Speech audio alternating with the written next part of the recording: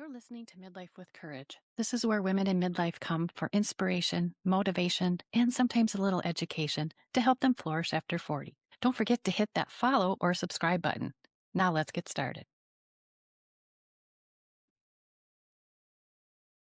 Hello, everyone. Welcome back to Midlife with Courage. I'm Kim Benoit, your host.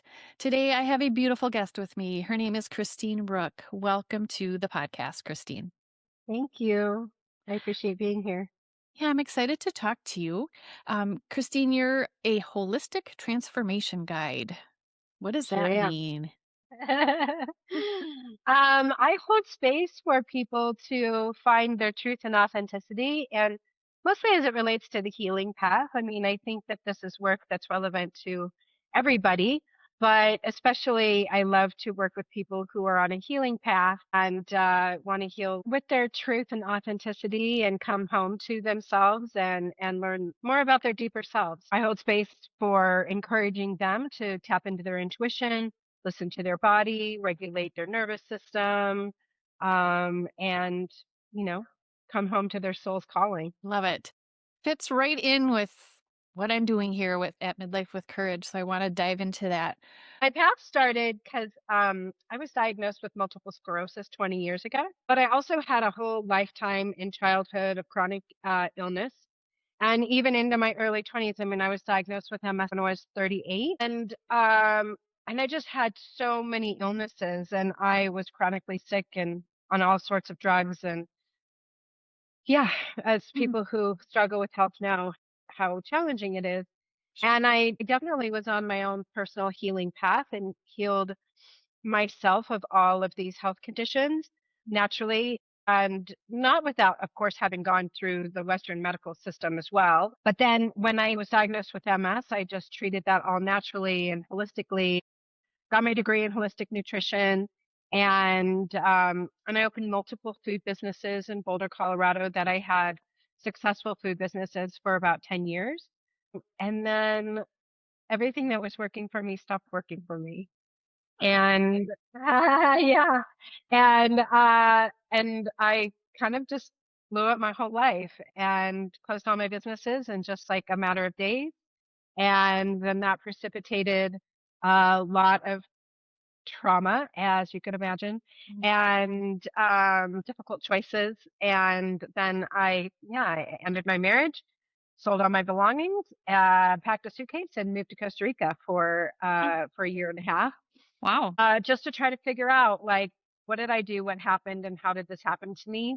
Because like on the outside, it looked like I was winning, but on the inside, I was like on the verge of a nervous breakdown, and I didn't even know it. You know, I was so disconnected from that aspect of myself, even though I felt like I was doing all the right things. You know, I was doing everything I could to be a healthy person, and I had health food restaurants. And so, of all wacky things, you know, I was doing all the right things. But there was a part of me that was dying, and I didn't even know it. And I had to destroy my whole life to save my life, as the Oh, case wow. as the case may be. But I think this maybe leads into your conversation and the conversation that you're having with a lot of people in midlife and maybe especially women as well as we go through our phase and change in life and how that affects us so deeply, and it's a different shift in life calling, I think, sometimes for some of us. Anyway, that's a bit of my backstory. But Yeah. through that process, though, I recognized I've always helped people and I've always felt called to the healing path and would heal people with food primarily, and connect with like the value of nutrition and proper food. But then through my own process of healing all of these other aspects of my unmet self, I recognized that the healing process is very synergistic, and it's very internal, and we heal so internally. And so that became my calling to help other people in their healing crisis navigate that terrain and hold space for them to really move through that with support and Mhm. come into their fullness and all that. Okay, now I'm done talking. Okay. It's okay. I'm fascinated by it. But let's go back just a little bit. You mentioned as a child you were sick a lot. You had all these chronic things going on. and you were treated by the Western medical system. But how did you go from that to realizing there was something different? Because I think there's a big Yeah. focus on that now. That's changing a lot. I agree, and that's why I'm so passionate about what I do, and I think that to your point as well, there's a lot of people who are wanting to step outside of what they have felt like was conventional wisdom, and then recognizing that there's shortcomings to that, and that they're not actually healing, they're really just putting a Band-Aid on their symptoms, and they're not really getting to the root cause of it, and also disempowerment and disconnection from our own body's innate ability to heal and heal from everything, right? Not just cuts and bruises and not just your average cold or flu, but everything. Yes, thank you for asking that. For sure, I almost lived 2 lives until and slowly those roads were getting closer and closer, especially with a childbirth and having children and the things you want to do for your babies and feed them the best food possible and all that kind of stuff.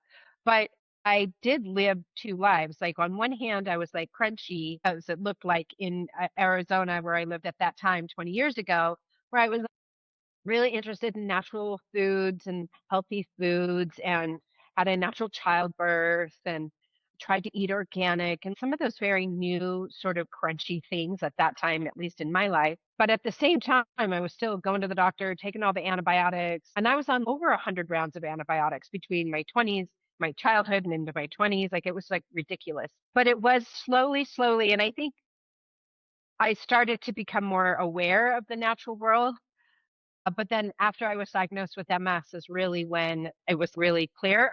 Although I didn't plan to treat my MS naturally at that time. I just knew I was so sick at the time that I was diagnosed that I thought that I had a naturopath already as fate would have it. And she was the one who suggested to me that I do a food elimination diet. All this was with, testing and all of that kind of stuff. It wasn't Sure. like a shot in the dark necessarily, but with support. And I rebelled against it a little bit because I was just like, I eat so healthy and I don't have any digestive problems. And I couldn't understand how diet could have anything to do with what was happening in my brain and my spinal cord and my inability to walk. And so it was a little bit of a tough go for me at first, but I just felt like, well, I should give my body the chance to be healthy to withstand the rigor of the pharmaceutical intervention, which at that time was self-injections of a drug. And my children were young babies, and so I was afraid because I'd always had a lifetime of being intolerant of drugs, even though I was on so many of them. But it was a lot of it hopscotching from drug to drug because I always had all of these adverse effects to a lot of pharmaceutical medications. At any rate, the long and the short of it is I did a food elimination diet and it was so profound and it Yeah. just changed my entire life to change my diet and changed the entire trajectory of my disease. And at that time, it was all about food. And that's when I got my degree in holistic nutrition. And then I opened restaurants to support other people in their food journeys and all of that kind of stuff. So, yeah. Yeah. You're the second person I've talked to on my podcast that has had MS and healed themselves from it. And I think that's Yes, amazing. There's something there because there's a lot of people there in that boat. really is. There is, and that's part of the reason why I'm glad you interviewed somebody else about that too, just to bring Yeah. more awareness Mhm. to this isn't an isolated case of me, that woman and me. This is available to everybody. Yeah. And the more women I talk to, the more I hear it's nutrition, nutrition, nutrition. What food is medicine. We have to put into our bodies what it needs, not all the crap that it doesn't, for lack of a better word. Yeah, for sure. Uh, Yeah, absolutely. You have to support your body. yeah. So I I've heard before when women say, and I heard it from you, this is why I'm bringing this up, but you said it looked like I had everything I wanted and everything I needed from the outside, but inside I was just not okay. Yeah. To me, to for someone to realize that first is courageous and then to do something about it. Mm. Because so many of us, oh, we're just gonna have to suck it up and go with it, you know? Yeah. Yeah. I do know. So you said you turned inside yourself and your soul. Was that a one day you woke up and said, "No, I'm done," or was it kind of a gradual coming? I think a little bit of both, you know? I mean, I for sure knew that I was unhappy, but I thought that I was unhappy in life because of my business. And now this was in 22 when I closed everything. And so it was right after the pandemic, and I had restaurants. And so that was very difficult Mhm. for food businesses, and especially for natural food business, because I straddled this line of health. And so there was a lot of polarization around the clientele, right? And that was very difficult for me to straddle. And yeah, that was a very difficult time. And I was trying to grow my business during that time as well. Like one part of my brain was like, this is a great time to like grow the business. I don't know why I was thinking that. Well, I do know because I was busy out running. I know that I was bypassing my problems Mm, and mhm. thinking that if I worked harder or made better food, then all of my problems would be solved. And without really recognizing that there were deeper problems that actually had nothing to do with how hard I worked. I worked hard enough and that it couldn't be outrun by working harder, working longer hours, doing more. And so even though I was trying for a number of months to try to figure out a way out of my problems, and yeah, at the end of the day, it just came down to just a split second decision. It wasn't really split second, I was agonizing, but I remember standing in my kitchen. It was just before Christmas, and I just was distraught over like what I was going to do because I was running out of money and my business was tanking. Although I was busy, it was like all these other terrible stories. I don't need to get into that anymore. But it was like the universe conspired against me. Like the universe was saying, you've done enough. You're done. There's more work for you to do on the other side of this. And you just have to trust that you're going to go through hell, but you're going to be better on the other side than you are right now. So I did. I was standing in the kitchen and I just felt this force of energy from the universe, which sounds hokey maybe to some people in your audience, but until you've experienced it, I'll tell you what, it was so real. And the truth just hit me like a lightning bolt. And it was like, no, you are done. You're done. Yeah. And I just knew, okay, I just had to surrender. I had surrender to I've had a lot of learning about how to surrender in the last number of years, and which is really beautiful actually, if nobody's actually done it. That surrender is a big word. Yeah, it's a really Yeah. big word. Scary, Um, scary big word. Scary big word. And so I did. That was some of my first lessons and the hardest lessons in surrendering to the process that's already being laid before you Mhm. and trusting the wisdom of what's coming up. And so I did. I just announced right then and there that we were closing, and I closed my businesses 4 days later. As soon Wow. as all the food in my walk-in was used up. That was it. And then you were done. That was it. And then that was it. I just shut my doors. Oh my gosh. And so Mhm. tell us what happened after that. Next steps. How did you get to where you are today? Well, it was a lot of, as anybody might know, you don't actually close a business like that. After it's been open for 10 years, it's like a really bad idea to just close your doors. And so there was a lot of ramifications. There was a lot of consequences to that decision that I Mhm. had to pay. I had 3 leases, I had vehicles, I had storage units, I had, the very heavy, if anybody's ever been in food and beverage, it's a very like material heavy business. You have plates and forks and knives and all equipment and all kinds of stuff, And so yeah, it was a long year of undoing all of that and the consequences, the financial consequences. And my marriage just couldn't, it just really revealed a lot of the cracks in my marriage that were already there anyway, but I was Mhm. busy working so hard to try to fix it that way. Sure. And so, yeah, the long and the short of it, I just knew that I wasn't going to have an adjacent life. Oh, That I wasn't gonna stop doing this and then just move to this lane and start doing that. I knew that there was something much deeper and more significant that was happening to me, for me, and I knew I just needed to save my life. I didn't really know what that meant exactly, but I knew that I had to save my life. And so I did. I moved to Costa Rica, and strangely, to me, it was just like serendipity because there happened to be these 2 healers there, Mhm. and they recognized what was happening to me. Oh, And because I was so confused and distraught and sad and, I was yeah. just destroyed. I just need to figure it out. And Yeah. thankfully, yeah, as the universe would have it, I was meant to go there to meet them Yeah. and to learn this beautiful work. And that's the work I'm doing now and the message that I'm bringing forth. And that is these deeper ways of reuniting with our truth and healing.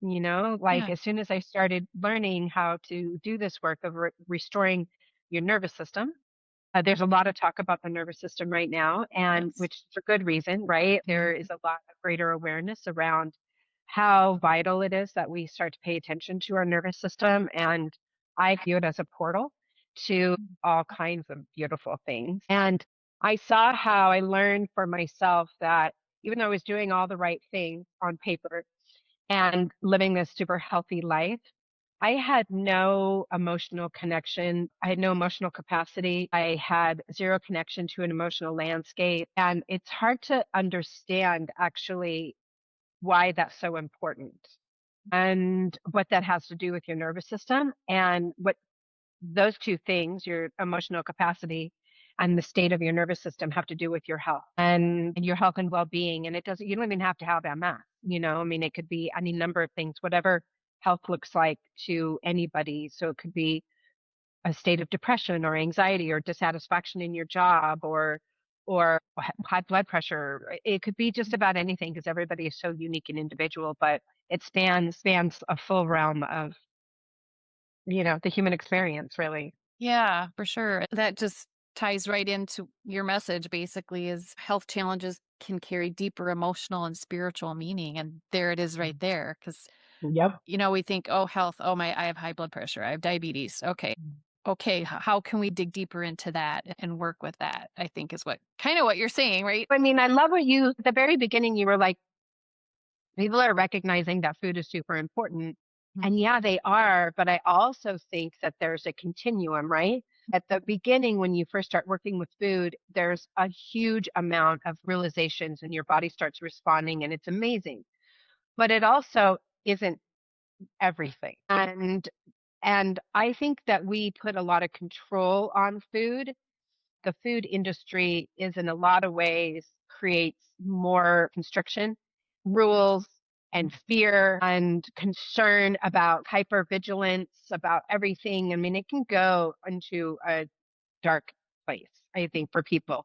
And I know that for myself. I had such a tight lifestyle because I was doing everything I could to keep my nervous system, well, it wasn't even my nervous system, but to keep my MS controlled, And so I put all this control on my whole life to control that. And that actually is really stressful for the nervous system. And so what I think is interesting is how now, to go back to what you were saying about the spiritual side of things or the soul level, is that we really created a life in service of keeping our nervous system dysregulated. And we're not necessarily attached to that. We don't necessarily see that. Right. So, what that would look like is you do all these things right. You're going to do this diet, but then you have all these rules, you have all this structure. Nobody in your family can like eat anything different because it triggers you. You go out to restaurants, you ask a million questions about the menu, or you can't eat here and you can't eat there, and you're a complete pain in the butt when you go to somebody else's gathering, and you can get really high maintenance. And you're keeping your nervous system dysregulated in service of your good diet that's supposed to help your health. Do you see how it's like this dichotomy? Yeah. And it's not healthy. No, it's You don't not. do that. Because you're attaching all this stress onto something that you're trying to use to help you, and that doesn't work. Yeah. It doesn't work like that. Or you can think you're doing all the right things, you're going to exercise, but then you create all this rigidity around the things that you're doing. And that rigidity is not good for your nervous system either. That's not what the nervous Mhm. system wants. The nervous system wants to be malleable and flexible and dynamic.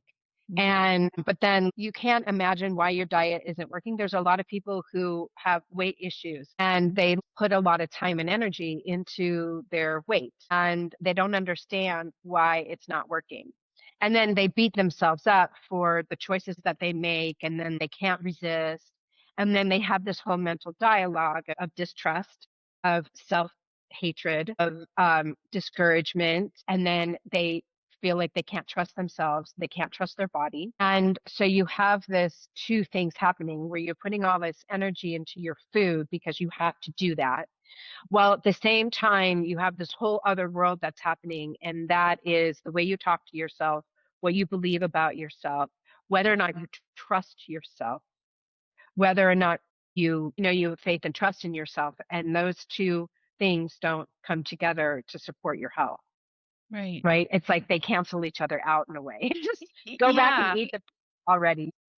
Yeah, those are the kind of patterns that I find in people and I Sure. address because you bring into alignment, right? And then all of a sudden, when you learn how to stop talking bad about yourself because you're building emotional capacity Mm. and you're learning to trust yourself, then all of a sudden your diet starts working. Yeah. That it just reminds me of people who you see they lost 100 pounds and then a few months later it's all coming back because they didn't actually deal with the actual problem and they were probably Exactly. creating more problems for themselves. 100%. Yeah, exactly. We can impose structure on our body to change, but that's not really how the body does it. It's Yeah. its own time. Your body heals in its own beautiful time. And I love to teach people to hold space for their own healing path to unfold naturally and organically. Like in our society, we place a lot of like structure on the healing process, right? And we think like a 30-day reset or things like Mhm. that, or like, I'm going to go to a wedding in 3 months. I'm going to go on this crash diet so I can fit into a size 8 dress. It's like, okay, you can, and you can fit into that size 8 dress, but change is not permanent. Change is temporary. You can change your hair, you can change your clothes, you can change your diet, you can change your mind. But transformation is permanent. You'll never go back to what you were before. We'll be back after a quick break. Ladies, I am so excited about my new venture in this podcast. I'm calling it Midlife with Courage Unfiltered. You are going to get me, Kim Benoit, once or twice a month. I'm going to be getting real with you about the conversations that I have with my guests. And I'm going a little bit deeper. I'm going to bring my own personal experiences into it. I'm going to share what I've got going on in the hopes that you will share right back with me. This is not going to be me just talking in front of the microphone. I want your input, I want your participation. If you go to my show notes at the end of this episode, you'll see a support the show. That is where you can subscribe to Midlife with Courage Unfiltered. For only $5 a month, you're going to get this extra bonus content once, twice a month, and we're going to talk about what's really happening in midlife. I'm going to share my experiences. I'm going to get real. I'll probably get a little vulnerable. I'll be sharing things I don't normally share. So please subscribe so that you can get in on the founding members of this new Midlife with Courage Unfiltered. I'll see you there.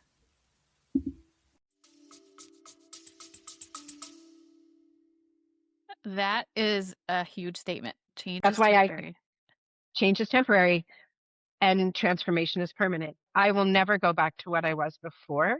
This Yeah. isn't just a simple try on a new outfit kind of thing. I am completely transformed in how I view the world and how I view things. And so this is the way that I hold space for people for their own transformation. So your health will always be better. You will never betray yourself again, you know, because it's Oh, truth from within. It's not this externally driven expectation for a rigid outcome in a rigid set amount of time. yeah. It's learning to hold space for your own process to unfold naturally and organically. Yeah. And then when you watch that happen, you can't help but be in awe of what your body is capable of. And that changes everything. Yeah. Yeah. Just listening to this makes me in awe. I've never It's, thought of it that way. It's all amazing. right. I mean, thank you. It's a really beautiful process. And I Yeah. hope to inspire more people about the ability for all of us to be able to express and experience this. So Yeah. Once again, you go within yourself to get the answers you need to thrive yeah, and to transform. 100%, because everything that we seek externally is already within us. Wow. Oh my gosh. I am just having a whole light bulb moment here and moment. This is Right. amazing. This is so cool. So, how do you help people do this in your work as a holistic transformation guide? Now I know what it is and what it means. Well, and it's holistic because we take into account all of these things. It's not just one path, like just your diet, right? And it's how all of these pieces come together in alignment so that when you're in alignment, then your natural healing codes, what I call your healing codes, but the way that we're designed to heal, right? We came into this world is perfectly flawless beings, except for obviously there are anomalies, and let's not get into that. But by and large, we all came in with this intrinsic ability to breathe, to sleep, to digest, to birth, to die. Heal is also in there. And what I do is set aside all of those things that we were talking about. And we really start with the nervous system and people learning to hold emotional capacity, which seems like wild and almost unbelievable in a way. I didn't understand it for sure. And I felt like I came to the work pretty savvy.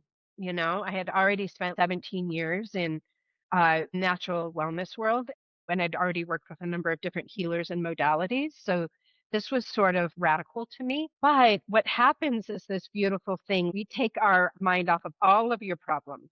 Who cares, right? There's nothing to fix. What about that? What if we start with this idea that there's nothing to fix? You are complete and whole exactly as you've been created. And this is all just messages, and you're going to learn a whole new language. And it starts this way, where we just learn to sit with all that we are for 30 seconds at a time. A lot of us Wow. feel like if we go into this idea and have a jump over to this cultural dialogue that we're having right now, the zeitgeist around the nervous system, right? And there's a lot of people that are having this conversation, and all of it's beautiful and all of it's super important to bring awareness for everybody as to how important this is. But in my mind, you have this continuum where on one side you have people who are always triggered and never feel safe. And then they try to mold shape their lives around that, whether they wear a mask everywhere or whether they avoid certain people or certain circumstances because they don't feel safe, or they're triggered by people who have different opinions than them. And then you have another end of the continuum where people are engaging in these external modalities like breath work and vagus nerve reset and trauma release. And there's nothing wrong with that. Those are all beautiful practices. But I've suggested middle way that we learn to go within ourselves and we learn to hold space for our emotions.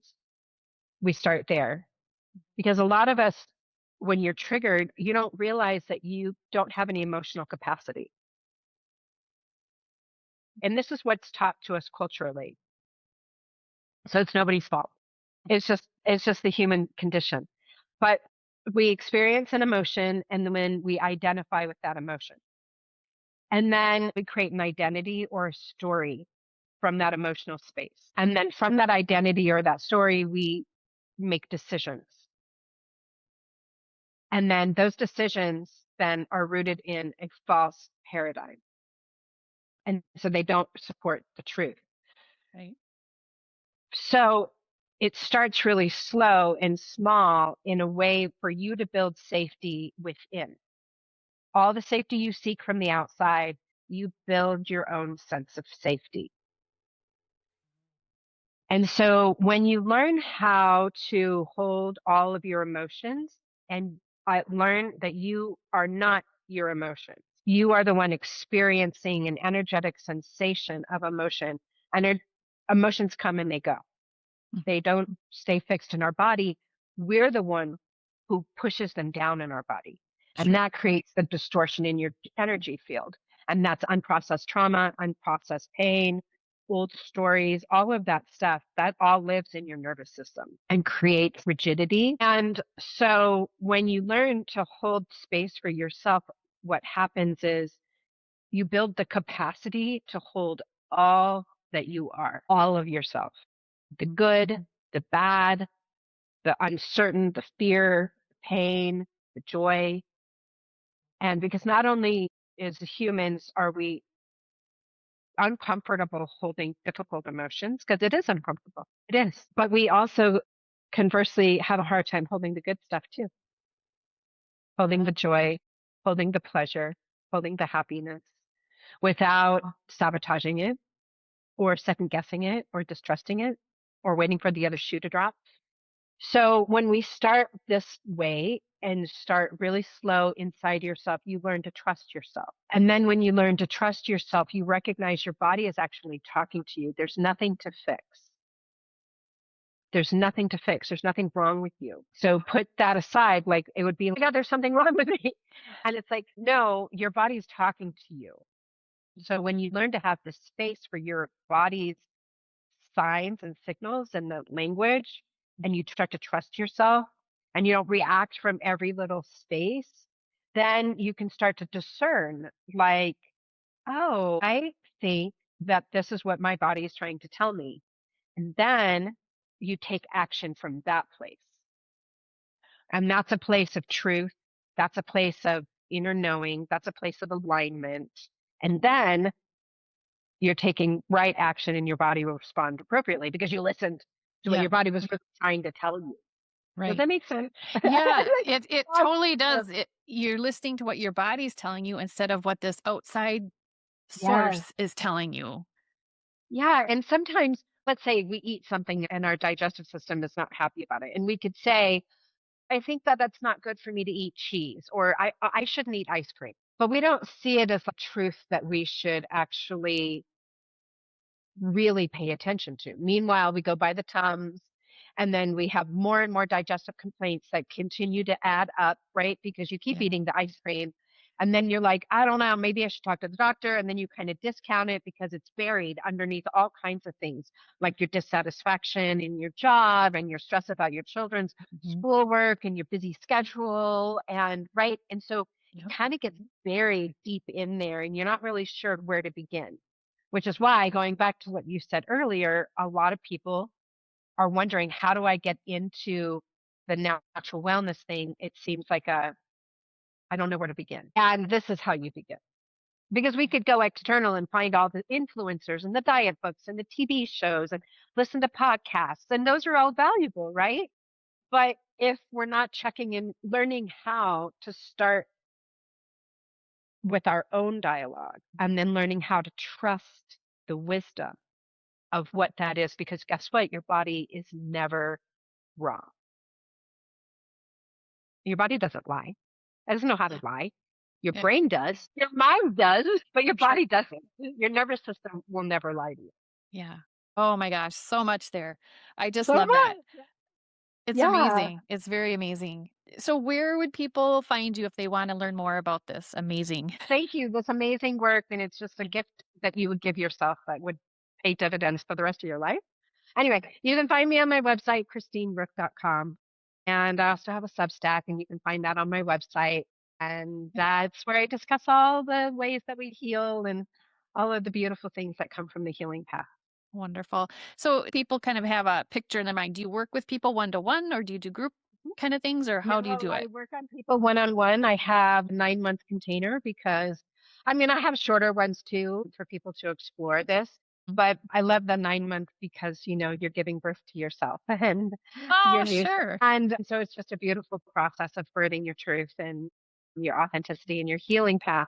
Anyway, so yeah, I have mentorships, one on one containers of self immersion. Love it. Oh my goodness. Listeners, Yeah. check that out. Christine has just, this is amazing me. So, yeah, that's awesome. So, before we say goodbye, is there any one last little message you want to leave with our listeners, Christine? I just think for everybody to hopefully take a pause and think about their nervous system and think about their relationship with themselves and think about whether or not they're living their fullest life and they're living their richest life and their healthiest, most vital life and know that it's available to them. It's all inside. It's all inside. Awesome. Well, thank you so much, Christine. We will talk again soon. Yeah. Thank you very much for having me. You bet. You've been listening to Midlife with Courage. If you liked what you heard, I would love it if you would leave a review. This helps me bring more amazing guests right to you. Until next time, take care of your beautiful self.